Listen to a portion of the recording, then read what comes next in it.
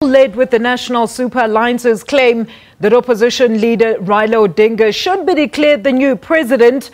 The move has been dubbed as a direct challenge to the Independent Electoral and Boundaries Commission after its figures show a comfortable lead for his opponent Uhuru Kenyatta of the Jubilee Party. A senior official from the opposition NASA coalition says he received information that Odinga had secured victory by just under 300,000 votes. The opposition official provided no evidence but demanded Odinga be declared the winner. The statement contradicts official preliminary results released which show incumbent President Uhuru Kenyatta had won 54.2% of the votes. Later, the commission provided a detailed rebuttal of the opposition claims, pointing out mathematical errors and saying documents purporting to be from their system were plainly falsified and contain elementary errors. We now cross live to our reporter Aldrin Sampier, who's at the Results Centre in Kenya. A very good afternoon to you, Aldrin. Do give us the latest on the poll results. Have all the votes been accounted for at this stage?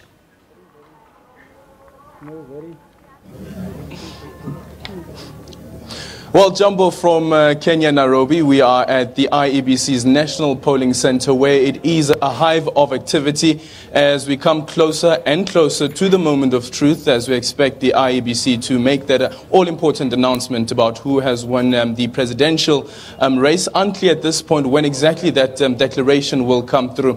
But in a twist of events, an extraordinary turn of events, today we saw it's indicated that President Uhuru Kenyatta will be here at the IEBC's Telling Centre. It will be the first time, it will be his first public appearance since he voted back in one of the counties here. And this will be the first public appearance that he makes. Just looking at his Twitter feed as well, that him and his deputy, his running mate, William Ruto, they both have been quiet, even with the fracas that's currently underway, with NASA declaring itself, its presidential candidate Raila Odinga, the victor of these elections. They have kept quiet. Their timelines on Twitter also very quiet. So they've been under the radar since the election, since casting their ballots. But this time around, Uhuru Kenyatta set to make a public appearance. But also something that I just need to indicate is that a few minutes ago, we had Raila Odinga, the NASA presidential candidate, who's also here at the IEBC polling center. He has just arrived. This is also the first time that he is here at the polling center. The IEBC had a press briefing earlier on where they said that they will be meeting with the party agents of all the presidential candidates, and it would seem though that boardroom meeting would also include the presidential candidates of all these parties. Of course,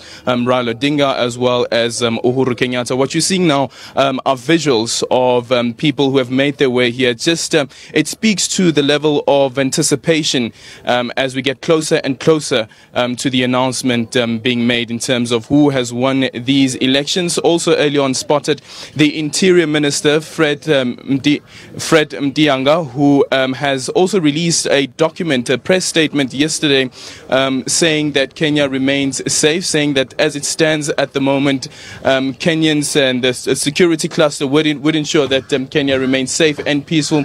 There has been a number of protests that have taken place over the past few days, and especially yesterday as well, after Raila Odinga came out again and his party, that is NASA, came out again and said that they are the victors, that Raila Odinga is the victor of these elections, and they say that he has won with about 8 million votes. Remember that they also penned a letter to the chairperson of the IEBC saying that, and demanding rather, that the IEBC immediately stops beaming the results on the public portal that's currently out at the moment, which shows that it's an actual fact. It is Uhuru Kenyatta who is leading and who is sure to secure victory. They say that should be stopped immediately because the system of the IEBC has been hacked into. The IEBC has previously said that has not happened. Now, the IEBC has written a letter also back to NASA and saying that they will not be dictated to by an authority that is not part of the elections. The Commission say that the demand of NASA is an unconstitutional demand, because as the IEBC, they are the only body that is constitutionally mandated to announce these results. So we'll have to wait and see how exactly this would unfold. Now that you have Raila Odinga, who will be part of this meeting, perhaps we'll have the chairperson of the IEBC being part of this meeting as well, that'll be taking place, what his concerns will be, and whether he would be willing to barge and accept the explanation from the IEBC that if he believes that the results that are currently being beamed on the public portal is not a true reflection of the will of the people, whether he believes that when you compare the results, even with the form 34B, which is the forms that you get from all the constituencies around Kenya, where all the numbers are being collated in terms of the results of the elections, whether he believes that when you reconcile those numbers and what's being beamed on the public portal do not collate. And that's the issue that stands at the moment, that after this meeting that will be taking place, what will the outcome of this meeting be? Will NASA still decide to go ahead, probably go to court this time around? And yesterday during the press briefing, when a question was being asked about where exactly they got the information that they have, and they said it's an IEB source, somebody who works within the IEBC, they say that information, or rather that this IEBC source remains confidential, the name remains confidential, and they will not reveal the name of that person. So we'll have to wait and see exactly how things unfold here in Kenya as the country remains on tenterhooks. We've heard of several protests that have taken place, as I've indicated, and now we know of 3 people who have been killed. 2 of them have been shot and killed by police. So some actually celebrating already in various townships, and I was watching some of the local media here in the morning, late into the evening as well.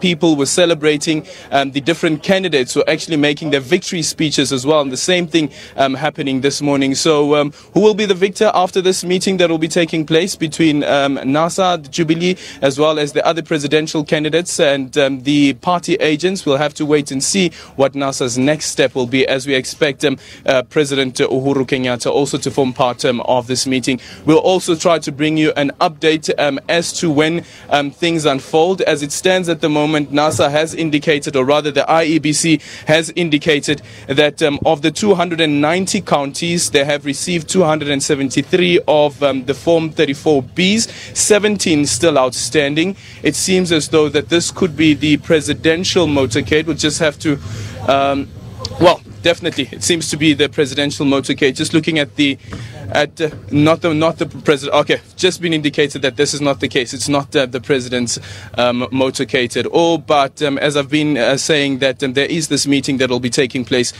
between it seems as though it is. It seems as though that is. The vice president, the current vice president, and the running mate of Uhuru Kenyatta, William Ruto, who is making his way also here to the national tallying center of the IEBC. We have been indicating that since the elections have taken place, they've never made a public appearance, and this is the first public appearance that we are seeing, even participating in the public discourse that is currently happening.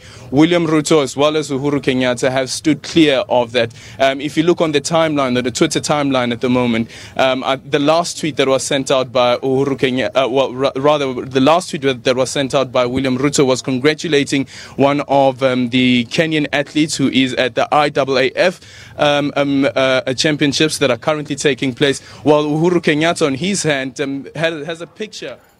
All right, those are live proceedings straight from Kenya, Nairobi there, where Aldrin Sampears, of course, expecting that meeting over disputes over the elections to take place.